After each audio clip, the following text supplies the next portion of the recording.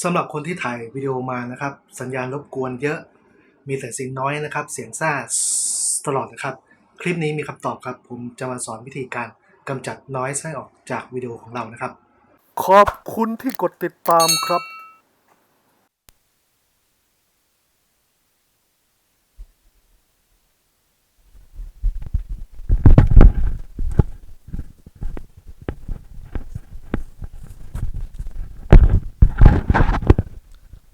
ต่อมาผมจะลองทดสอบด้วยตัว A ก่อนนะครับด้วยระยะไมค์ประมาณนี้นะครับว่าเสียงที่ออกมาเทียบกับ noise ที่ได้ยินมันแตกต่างกันมากน้อยแค่ไหนนะครับ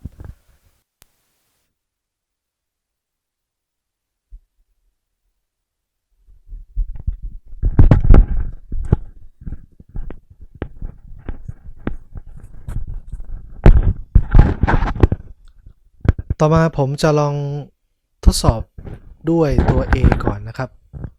ด้วยระยะไมค์ประมาณนี้นะครับว่าเสียง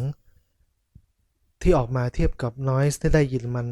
แตกต่างกันมากน้อยแค่ไหนนะครับ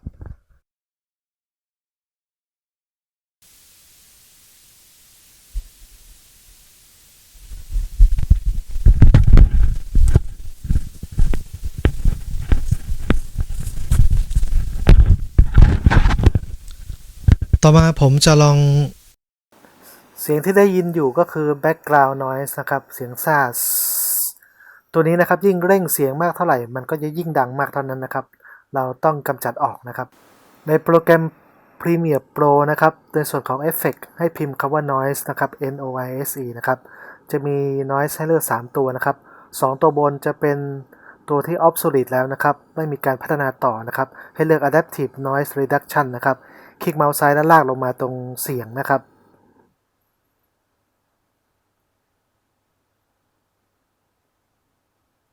หลังจากนั้นลองกด Edit ดูนะครับ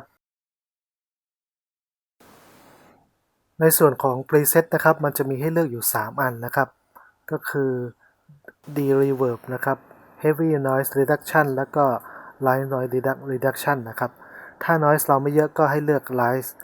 Noise Reduction นะครับก็ลองเล่น Parameter ดูนะครับก็ลองลดหรือเพิ่มดูแล้วก็ลองฟังเสียงดูนะครับในวิดีโอของผมคิดว่า Noise น่าจะอยู่ที่ระดับไม่มากนะครับก็เลยเลือก Light Noise Reduction นะครับแล้วกดกากบาทปิดไปนะครับเดี๋ยวก็ลองฟังเสียงดูนะครับ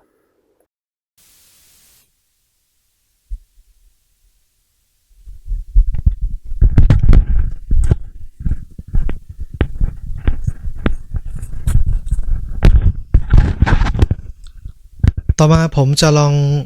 ทดสอบด้วยตัว A ก่อนนะครับด้วยระยะไมค์ประมาณนี้นะครับว่าเสียงที่ออกมาเทียบกับ noise ที่ได้ยินมัน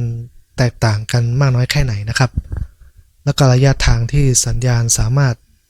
ส่งหากันได้นะครับทดสอบ1 2 3 4ต่อไปผมจะลองกดไป pass ดูนะครับก็คือยกเลิกการใช้เอฟเฟกต์ตัวนี้นะครับแล้วฟังเสียงดูนะครับว่า noise จะกลับมาหรือเปล่านะครับทดสอบ1 2 3 4ตอนนี้ผมอยู่ระยะ2 เมตรนะครับด้านหลังสุดผนังนะครับตรงประตูก็จะระยะ6 เมตรนะครับทดสอบ1 2 3 4ทดสอบ1 2 3 4ทดสอบ1 2 3 4ทดสอบ1 2 3 4ทดสอบ1 2 3 4จะเห็นว่า noise กลับมาแล้วนะครับผมจะลองเอา bypass ออกนะครับแล้วดูว่า noise จะหายไปหรือเปล่านะครับเพื่อเปรียบเทียบกันดูนะครับทดสอบ1 2 3 4ตอนนี้ผมอยู่ที่ระยะ6 เมตรนะครับผมไม่ต้องการระยะให้ไกลมากขนาดนั้นนะครับจริงๆสัก 4-5 เมตรก็ถือว่าโอเคนะครับถ้าเสียงมันชัดเจนแล้วก็ noise มันไม่เยอะนะครับก็จากการทดสอบก็เห็นได้ชัดนะครับว่าฟังก์ชัน Effect Adaptive Noise Reduction สามารถช่วยลดbackground noise ในวิดีโอของเราได้ค่อนข้างจะเยอะนะครับทำให้วิดีโอของเรามีคุณภาพขึ้นมากเลยนะครับผมหวังว่าคลิปนี้คงจะเป็นประโยชน์กับเพื่อนๆนะครับ